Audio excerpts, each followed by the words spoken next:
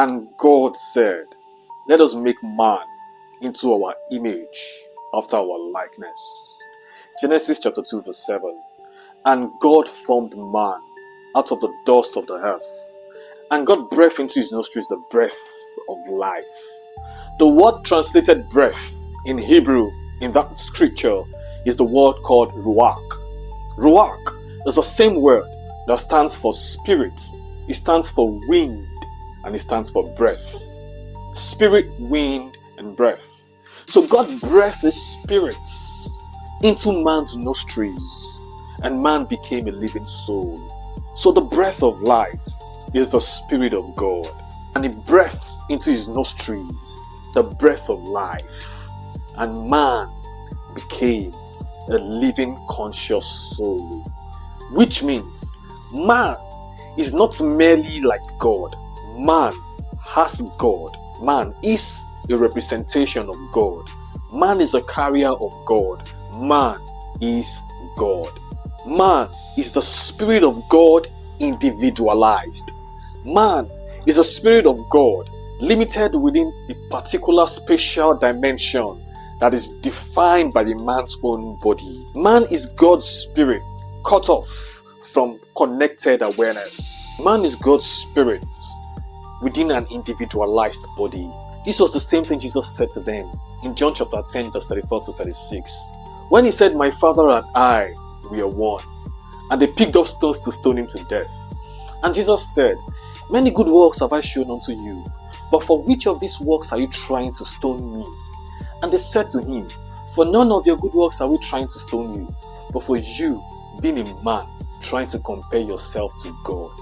And Jesus referred them back to the scriptures in the book of Psalms chapter 82 verse 6, where it says, is it not written in your own scriptures that you are gods, and all of you are children of the Most High? But you shall die like mere men, and you shall fall like one of the princes.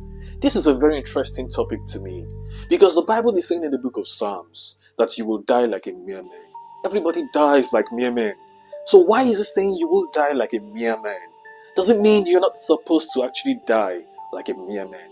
Does it mean there is something special about you that you do not realize? You do not realize that you carry something within you. You do not realize that you're a part of God that has lost its identity because you're disconnected from the source. In Psalms 82 verse 5, it says, they do not know, neither do they understand. And because of this ignorance, the foundations of the earth are out of course. I have said to you, you are gods, and all of you are children of the Most High. And when Jesus said that to them, they picked up stones again to stone him to death, and it disappeared from their midst. Most of the problems that we have on earth today is caused by the fact that we all have forgotten that we are actually all a part of God that is disconnected from the source. Job 32 verse 8 says there is a spirit in man, and the inspiration from the Almighty gives that man an understanding. And that understanding comes when you are connected to that part of God that is inside of you. Do not be deceived. Every man has the Spirit of God. And the only way to connect to God is through that Spirit. The Bible did say God is a spirit, and they that must connect and worship him must do that in spirit and in truth. I'll prove that to you. 1 John chapter 5 verse 7. It says there are three that bear witness in heaven: the Father, the Spirit, and the Word. And these three are one. There are three that bear record of them on earth: the Spirit, the water, and the blood. And these three are not one, but they agree in one. That agreement is what you call a man. That agreement is what enables your consciousness and your existence on this physical plane called planet Earth. The spirit in man is not separate from God. It is God breath into man. It is God breath into form. It is the divine energy that animates matter, that gives consciousness to matter.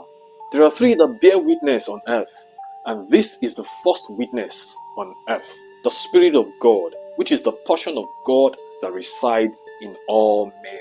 The second witness is the water. It is the soul. It is the identity interface. Just like water, the soul is a unique expression that is shaped by your choices and your emotions and your perspectives, your experience. It is a melting point between your everlasting spirit within and the temporary flesh without. It is like water. It is fluid and changeable. It is easily influenced. It reflects what it comes in contact with. Lights like the spirit or the shadows of the flesh. The second witness, water, is the individualized flow between the spirit and the body. The water is what ensures that the spirit, being God, is able to have an individualized personality that arises as a result of connecting with temporary flesh. When eternity must coincide with mortality, a new identity arises. A compartmentalized, individualized new person arises. God, being the spirit, becomes individualized. That new individual, his experiences and his journey defines what his soul is. That is a second witness. That is water. And the third witness is the blood. It is the material vessel. It is the flesh. It is the body that enables the Spirit of God to actually have these individualized experiences. It is the vehicle of the Spirit of God. It is the container that holds that Spirit into this plane and enables it to interact with everything around. The life of the flesh is in the blood.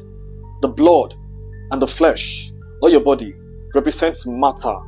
It represents time, space, and limitations. This concept is simple. It is written there in the scriptures. This was simply what Jesus was saying. You are God, but in the absence of that realization, you are not it. When you do not know that you have something, it is as good as useless to you. There is Christ within you. There is a power within you. There is Christ within you. You are not separate from God. You are a compartment of God. You are not waiting to become spiritual. You are a spirit already that is having a human experience. Having that realization is what drives you back into your real state of spirituality. Jesus Christ came to remind you of your true form. That they may be one with me as I am one with you. That they may be one with us as I am one with you. You are a spirit. You are God's. You are God's. And all of you are children of the Most High.